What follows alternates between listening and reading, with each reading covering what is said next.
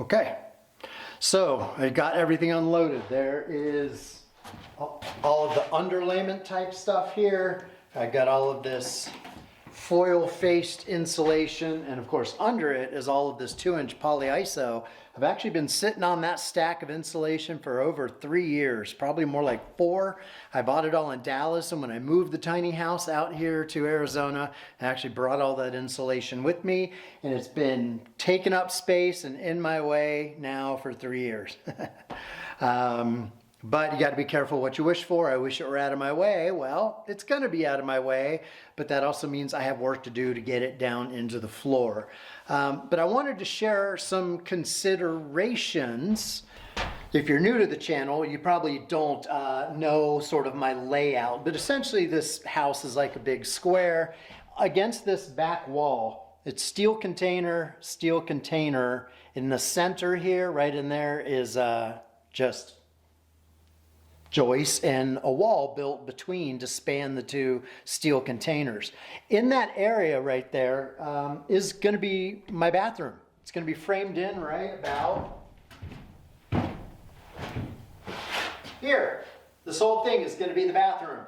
Toilet here, shower here, vanity right here, little washing machine right there. It means there's going to be a wall out here and a wall right along here. Bedroom will be in that corner. Kitchen will be over here on this side where I currently have scaffolding and a lot of crap. So before I can finish the floor, I should mention, bathroom is back there. Septic system is on the opposite side of the house. Fortunately, the slope of the land goes towards that septic field, which means when I put a toilet back here, if I run a sewer pipe, drainage pipe, under the floor, if it rests on the ground, the slope, the fall, as they call it in plumbing, will be just about right to drain the toilet straight 30 feet back into my septic tank. And the tie-in for the septic is right on the other side of my wall. But I had to think through before I could seal up the floor, before I put all of the, the insulation in, put all the subfloor down, put the underlayment on top of that. And then of course, finally laminate flooring will eventually be my final flooring surface. Before all of that can go down, I got to know my plumbing situation. So I've had a rough plan in my head, but I had to think through some details and really think through how I want things to be. And I think I've figured it out. Which is good, because otherwise I can't really proceed and finish this floor. And I'm keen to get this floor done, even though it is dirty, disgusting, literally back-breaking work. I get to the point where my lower back is so sore I can barely stand up, and it's like calling it a day because I can't really stand up anymore. And it's like that every day. And I've been working all week. I've had an entire 9 days off of work. I go back on Monday, which is 2 days from now, and I've been doing back-breaking labor this entire week off.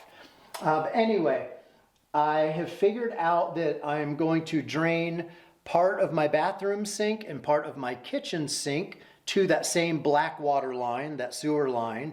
And I've had to figure out how I'm going to route the line. It's easy if everything is in the center of the house in this section, because I can drill through wood floor joists if I had to. And of course, if I'm penetrating exterior walls to send gray water out to the land, that's not really a problem either, as long as my fixtures are against the exterior wall. Then I can just punch through the wall, route it along the base of the house in whatever direction out towards the land. So gray water is pretty simple, but I had to think through that a little bit. But the black water from the bathroom sink and the kitchen sink, primarily the kitchen sink, that was giving me some challenges. And the reason being is this fact that the kitchen is going to be in the steel container. And if I am trying to go from the distant wall, which is steel container, down and bringing a plumbing pipe down through the center section to tie into my sewer line, that means I have to penetrate the steel rail, this thing that's been vexing me, this metal rail right here that is causing me to have to redo the floor, well, that's a big C-channel steel beam, and it's not so easy just to drill a hole in that. It is possible, but it's not super easy, not like wood, to run plumbing lines. So I had to really think through all of that. So I think that's what I'm going to do essentially, is have to drill one hole in that steel rail, and it's going to be right over here. Right about on this thing right here if I'm on camera. And so the sink, it'll go under the floor, under there, and straight over to the sewer line, which is right about here, and then it's gonna head on out. So I know that's a bunch of detail you probably don't care about, but I just wanted to share that, you know, when you're building a house, especially doing it yourself, you always have to be thinking 2 or 3 steps ahead. Also my toilet, which will be over here, has to have a vent up through the ceiling. And that that pipe going up has to be inside of a wall, because I don't want a big pipe visible inside the interior of my house. So I really have to think through like exactly where things are going to go up, where things are going to go down, where things are going to cross the steel rails, or I can't finish the floor. But I thought about it a lot last night. I wrote some thoughts down. I stared at it for a while this morning.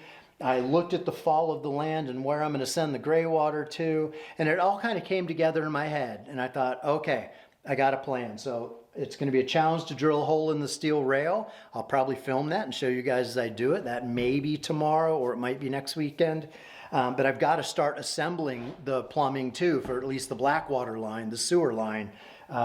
There's already a piece that I just left laying on the ground underneath the floor here, but I need a couple more pieces, and I need some coupler sections and some clean outs, and I've got a plan where the clean out is going to be and how I'm going to be able to get to that, which means if I ever had like a sewer block, which I can't imagine why, as a single guy just having a toilet with the right amount of fall just directly into a septic system, I cannot imagine how a cloggage can occur unless someone put a tennis ball down the toilet or something ridiculous. But you do want clean outs, and since the clean outs have to be in line with everything, I might have to have a floor panel come up in order to get to the clean out. Just thinking through stuff like that. But now that it's all sort of congealed for the most part, I can do the floor up to the point where the plumbing is going to go, and then I can't obviously put insulation in unless that plumbing is in. So this floor project, before I get too much further, is suddenly going to turn into a pause, work on plumbing, get some of that done, then resume the floor. And then once that's all in, I can put the underlayment on top and theoretically start framing up my interior walls. So lots to do, but there's light at the end of the tunnel.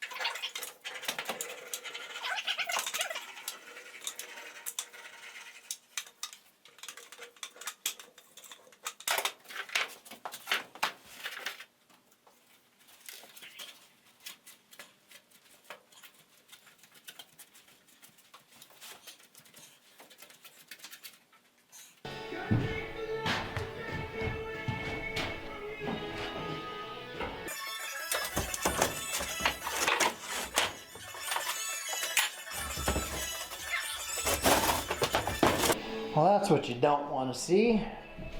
That there is a rat's nest. A lot of poop under there too.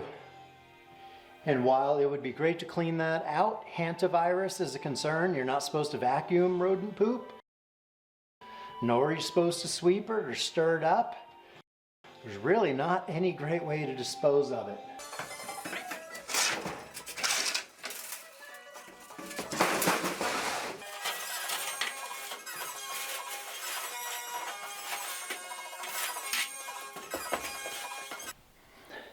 All right, it's Sunday afternoon. It's a gorgeous day, probably the nicest day of the year. 73, 74, not a cloud in the sky, just blue skies, cool air, gentle breeze, and I should be outside enjoying it, but I can't. I'm inside dealing with this floor. It's kind of chaotic, but I'm making progress, believe it or not. So I double insulated that floor with the foil thinner insulation underneath. Then I put the 2-inch polyiso over top of that. I just did the construction adhesive on the steel joist and put the sure ply strips on top of that to build it up. Same exact thing I did on the other side. But I'm waiting for that to dry. Fortunately, there's no plumbing or anything down the two sides. I'll have plumbing going out the back wall, and I'll have plumbing over on the east side towards the center of the house. But this whole 2 sections over here, no plumbing at all, no electrical. So as soon as the insulation and the buildup of the joist is done, I can put flooring back down. And on this side, so I do have plumbing going to go in under here. So I've been watching plumbing videos last night and this morning, planning it out, getting in my mind straight. I talked about that in an earlier segment. I can't finalize anything here until I at least have my toilet roughed in. And so that's coming soon. And then over on this side, I have 2 sections done. That side is insulated and has... Sorry, I'm off camera. That side is insulated and has OSB down. This side is now insulated and built up, and I'm in the process of putting down some fresh OSB right there. And then once that is done, I will come back and do this very next section that I'm standing on. Do it like this. I will come in and do this section next. But that insulation work, I do not care for it. I got to admit, got to wear a respirator, got to wear eye protection, got to wear hearing protection. When you get all that crap on your head and it's hot and you're sweating and you're on your hands and knees, up, down, having all that crap on your head, I don't like it. So I get frustrated, I get annoyed, I have to take frequent breaks and just chill the F out. But that's coming next. I don't know if I'm going to work on it today, though. I think I've about hit my limit, and I do have to do some laundry. It's the last day of 9 days in a row off. I had the previous weekend, then 5 work days this weekend, and now back to work tomorrow. So I got to get some laundry done. It's a good day for it. It's been cloudy and overcast some of the days. I can still do laundry and line dry, but for some reason I just like line drying on a sunny day, even though it's all done in my carport and the sun doesn't hit the clothes. But I guess it's a humidity thing maybe. Anyway, I think I'm going to end the video there. I'm going to cut a piece of the Blue Edge OSB over here and fit that one in right there. And I think that will be a good stopping point. We'll see.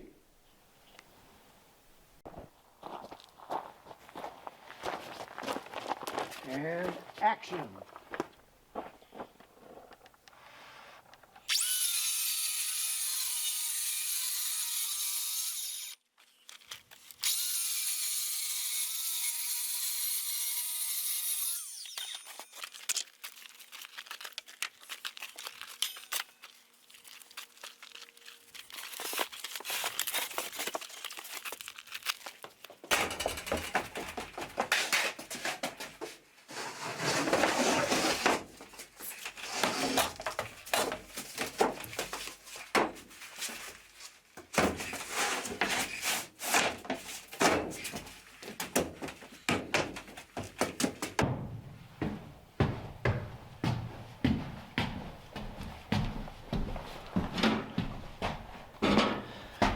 You know what I just realized as I put that board down there? All this OSB, the subfloor, which has been down here, at least in this section, has been down for like 3 years. But I can't fasten it as easily as I can in the middle of the field, in the middle of the house, which is all wood joists, because here they are metal joists. So I either have to get a relatively short wood to metal screw, and every screw will have to drill itself through some pretty thick steel, which is not simple, or I use construction adhesive, but that means once it's down, man, that thing is not coming back up. And if I ever had to get underneath the floor for some reason, having everything just glued down is not ideal either. So I'm gonna have to figure out my method to get the floor down. Or I just, once I have the underlayment on top of it and then laminate flooring on top of that, maybe the weight is enough that I don't really need to fasten it down. You know, being a steel container, it's not like we don't get hurricanes out here. There's gonna be no force coming in from underneath to lift up the floor. So just having, I don't know, flooring weight on top might be enough. I'll just have to think that through, but that just crossed my mind that I can't just quickly fasten that down. And hopefully it's the last time though. I've been dealing with this floor for a long time. I hope this is the very last time I ever have to get it right, get it fastened down, and be done with it for 20 to 30 years. That is my goal. Fingers crossed.